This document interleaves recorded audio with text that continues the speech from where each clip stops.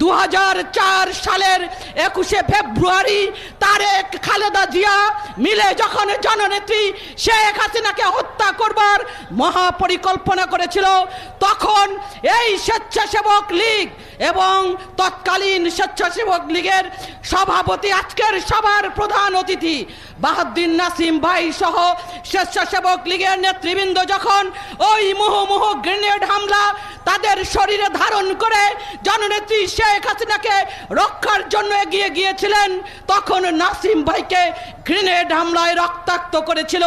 আজকেও তার দিকে তাকিয়ে দেখেন, তার শরীরে অগণিত স্প্রিন্টার, রক্তে প্রবাহমান খালেদা জিয়ার বিষাক্ত সবল সকলের শরীরে।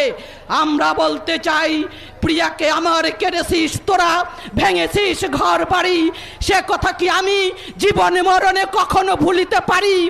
আদিম হিংস্র মানবিকতার যদি আমি কেউ হই, স্বজন হারানো শ্মশানে তোদের চিতা আমি তুলবই।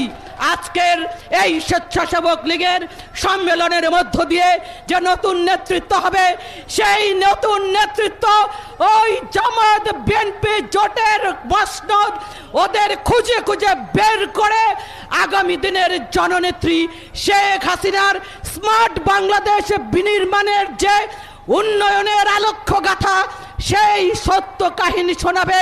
নেত্রকোনার প্রত্যেকটি বাড়িতে বাড়িতে গিয়ে তৈরি করবে ভোট এবং প্রতিশোধ নেবে আগামী দিনে নির্বাচনে সবকটি আসনে জয়াকার করে বিএনপি জামাতের প্রতিশোধ নেবে।